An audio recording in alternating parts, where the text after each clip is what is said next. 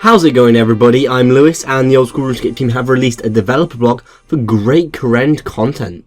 Since the popular Zaya redesign post on 2007scape's Reddit and the recent month ahead post for May, they've been collecting plenty of ideas for new content they can add to Great Kourend. This developer blog outlines the ideas they love and want to add to the game, and they will follow them up with a poll this Friday. Before we get into this though, Mod Ronan has posted to confirm that Zaya will be getting new elements in the next game update. This is on Thursday.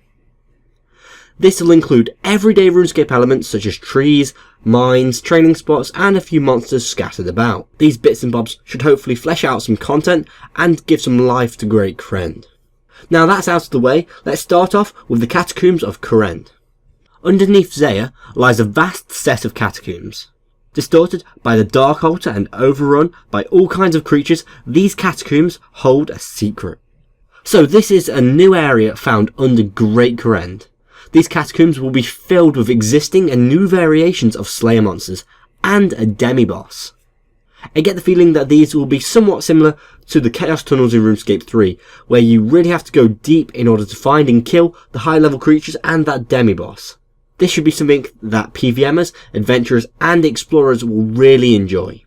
These tunnels will have plenty of content, and there will be certain advantages to encourage players to go in and explore them.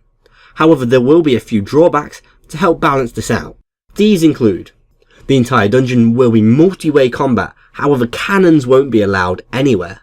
All bones, either buried by the player or crushed by a bone crusher, will restore a small amount of prayer points, which could potentially be very powerful, so I hope they balance that well, even if they have to start off with it being quite a bad restore rate and then improving it later on.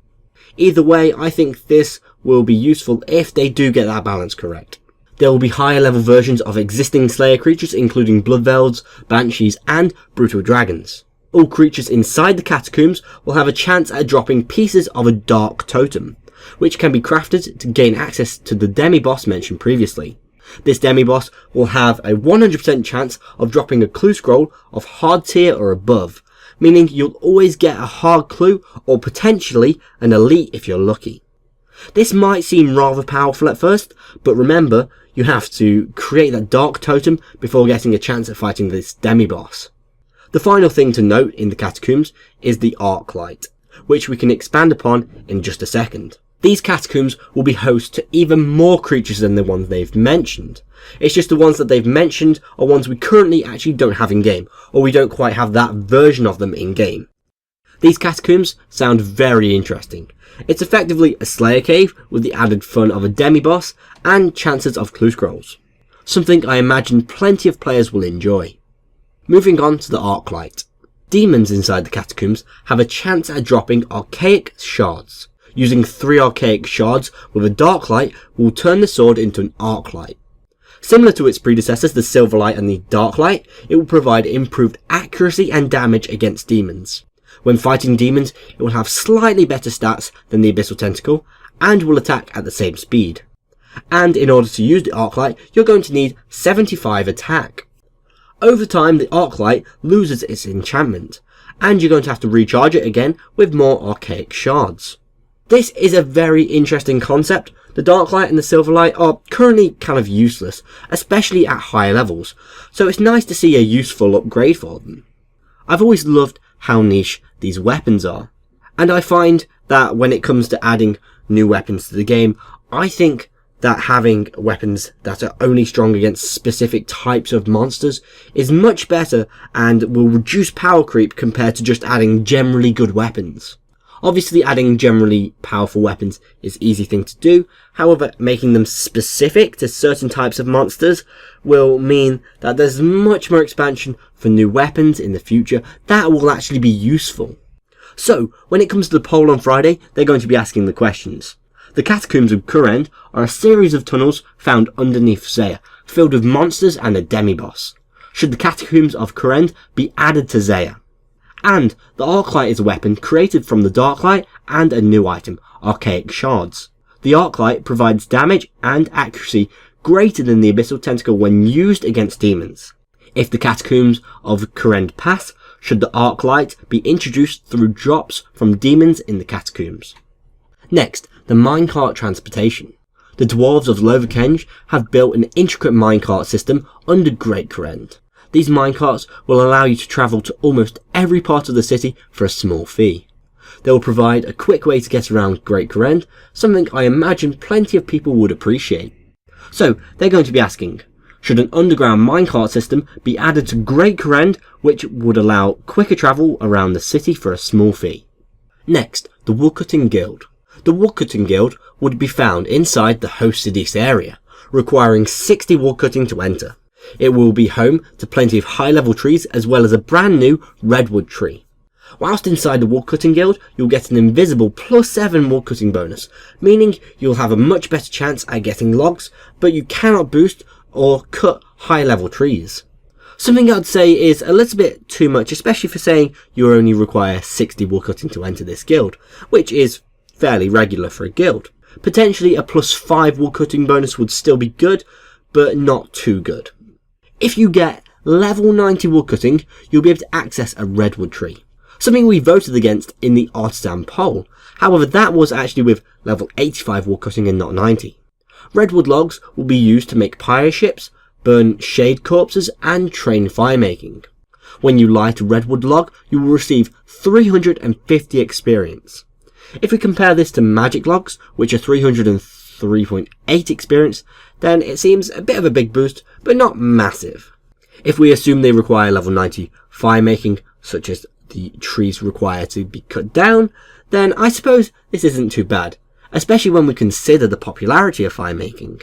They've not published any experience rates for actually cutting the trees down. However, if we look at the current experience gained for chopping logs, I imagine it'll be around maybe 300 to 350 experience per log. And also, if redwood trees pass their poll, they'll be included in future expansions of Zaya. So they won't be exclusive to the Woodcutting Guild, but they will be for a, I say short period of time, but it'll be at least 6 months to a year. Moving on to Ents. These creatures can be found wandering an enclosure underneath the Woodcutting Guild. Ents drop noted logs, as well as have the chance for birds' nests to spawn when killing them. So they're great to kill, and adding them to the Woodcutting Guild will mean that there are more places than just the wilderness to kill them. These sound cool, however I'm not keen on taking out a wilderness only monster and putting them in a nice, safe skilling area. These creatures are lucrative, and that is for the reason to lure people into the wilderness so that PvPers can have a chance at killing them. Unfortunately, I've heard some people say that Ents need to be a little bit more lucrative to encourage players into the wilderness to kill them, so I'm completely unsure of the gameplay benefits of adding them into this Woodcutting Guild. Either way, there will be 3 Woodcutting Guild questions on Friday's poll. First of all, should the Woodcutting Guild be added to the Hosidious area in Great Kourend? This guild will require level 60 woodcutting to enter and will contain various high-level trees. The second question is, if the Woodcutting Guild passes, should redwood trees be found inside the guild? Redwood trees will require level 90 woodcutting to chop, and the logs will be used for making pyre ships, burning shade corpses, and fire making. And the third question is, if the Woodcutting Guild passes, should Ents be placed in an enclosure under the guild? Next, the Hosidious fruit stools. An update for low-level thieving would be the Hosidious fruit stools. They will require 25 thieving to steal from, and will provide a chance of receiving various different fruits. The noteworthy fruits are the papaya and Golanova fruits, which will be rare, but will provide a good incentive for low levels to train there. They'll also add a botanical pie to help boost herb lore by 4 levels. This pie will be cooked with the Golovino fruit and some herbs. So the question they'll be asking will be, should fruit stools be introduced as a low-level thieving target in Great Kourend? Successful thieves will receive various types of fruit, including a rare chance at receiving papaya and Golanova fruit. The Golanova fruit would be used to create botanical pie, which provides a herb lore boost of 4 levels. Really, I'm seeing these as 2 completely different questions, because a low-level thieving stool is very different to a fairly mid to high-level herb lore boosting potion. Both of these are actually very interesting ideas. I like the fruit stool. I'm questioning the botanical pie because it feels unnecessary. However, if it was added to the game, I can't see any major downsides. The only reason I dislike this is the fact that they're polling these together. I hope that they split them up when it actually comes to the poll. Next, the other Zaya content. Should the Soul Bearer, an item used to transport ensouled heads to the bank, be introduced via a mini-quest? The Soul Bearer would be charged using soul and blood runes, with one charge being used for every ensouled head sent to the bank. Now a head bag or something similar has been discussed for a while, and this, it looks like it's it. It seems like a fairly decent idea. I don't know how long it will actually last. However, having a mini quest to introduce it will be very interesting, and I think this would be fairly welcome content. Should dynamite be purchasable from a shop in the Loverkenge area? Now this is something I'm going to have to do a little bit more research on before the poll. However, I believe that dynamite is currently a bit of a bitch to get, and this will help out. Whether or not we want it to help out is a completely different story, and I will have a bit more of a research before we get to the actual poll. Should sand crabs, a low-level creature comparable to rock crabs, be added to the coast in the south of the Hosidius area in Great Kourend? Something that seems like a nice small update, which hopefully will be welcomed by many players. And should a player-owned house portal be added to Great Kourend? The portal will be located on the southern side of the Hosidius area, probably quite near to those sand crabs. And in fact, I think having player-owned houses in Zaya would actually encourage more players to go around there. Finally, the non-Zaya content. These are mostly things that have been brought up a lot, but not yet polled. Should the appearance of the Dragon Defender be changed to remove the pink glow? These are the Dragon Defenders, the current one on the right and the new one on the left. The main reason that this is actually being polled is because this glow makes it look like a very different colour to all the other dragon weapons, and it just doesn't look right, as you can see here. Should it be possible to change the appearance of Slayer helms using Calphite Queen, King Black Dragon and Abyssal Demon heads? The appearance of the helmet would match the style of the head that you use, and doing this will cost some Slayer points.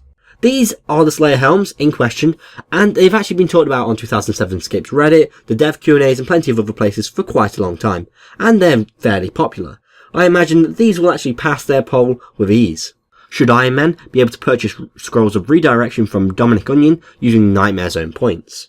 This is a somewhat more controversial question because it failed its original poll back when Iron Men were coming into the game. Personally, I never really saw the reason as to why we were limiting them from scrolls of teleport redirection, and I've heard a lot of Iron Men requesting them, so they could be good for Iron Men to get. That being said, I've never actually personally used one, and I get around just fine, and Iron Men have never had them whilst playing, so I cannot see the big deal as to why they really want it. It's kind of just a convenience thing. Should it be possible to purchase RuneFest tickets, accommodation and transport using old school bonds? This is another thing that failed last time when they polled it. I imagine it's something that they will poll every year because they want to sell out RuneFest. However, like last time, I feel that we shouldn't do anything to affect the price of bonds. I'm also of the possibly unpopular opinion that if you want to go to something such as RuneFest, then you should just get it with real money. I understand that some people cannot afford it, but that's just the way the world works. It sucks, but what else can you do? And should they allow old school RuneScape bonds to be redeemed for display name changes? Again, something that failed its original poll, and I don't want this because it will affect the price of bonds. It's not like changing your name is something you require to do often, and the current system is fairly okay. I think you can change it about once every month. If you want to discuss anything in this developer blog, please go on the forums or do so in my comments below. Tell me what your favourite idea is. Personally, mine is the Zaya Catacombs. If you want to watch my video on the latest old school RuneScape update, please click here for Monkey Madness 2. And if you want to know what's happening this month in May, please click here for my month ahead video. If you've enjoyed this video, please like and share. And if you want to keep up to date with the old school RuneScape updates, dev blogs and polls, please subscribe. I've been Lewis, thanks for watching, goodbye.